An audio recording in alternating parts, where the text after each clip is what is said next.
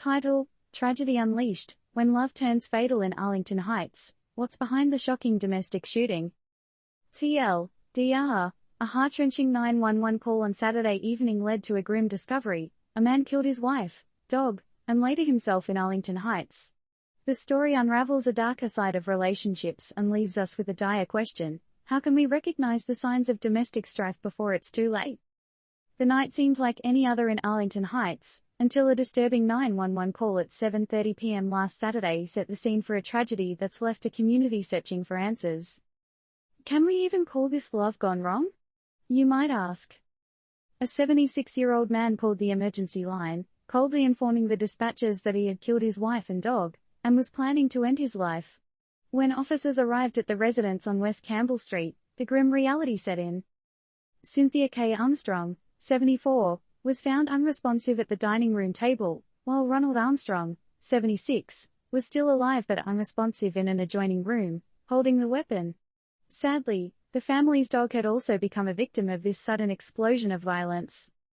Cynthia was pronounced dead at 8:19 p.m., while Ronald succumbed to his injuries the next day. An entire family wiped out in a single evening. But what could lead to such a desperate act? Was it a snap decision or a carefully planned move? The police believe the incident to be domestic-related and are still investigating, leaving a neighborhood and the broader society to grapple with uncomfortable questions. A community left in shock. Arlington Heights, like many neighborhoods, had never expected to become the center of such a heart-wrenching incident. Friends and neighbors must now ponder what signs they may have missed. Could someone have intervened?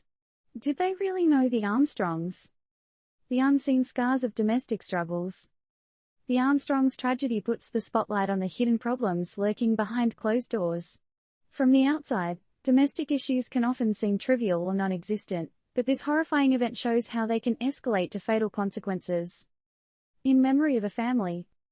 In the wake of this grim event, perhaps it's time to reflect on our understanding of relationships, mental health, and domestic violence. A sense of community and empathy could be our greatest allies in preventing such shocking acts from happening again. But we're left to wonder, how do we really get to know the people around us? Are we all guilty of turning a blind eye to potential problems? So we'll end with this provocative question: in an age where privacy is often held sacred, is it time to reevaluate how closely we should watch out for our neighbors, friends, and loved ones? What do you think? Disclaimer: this article does not provide any legal or psychological advice.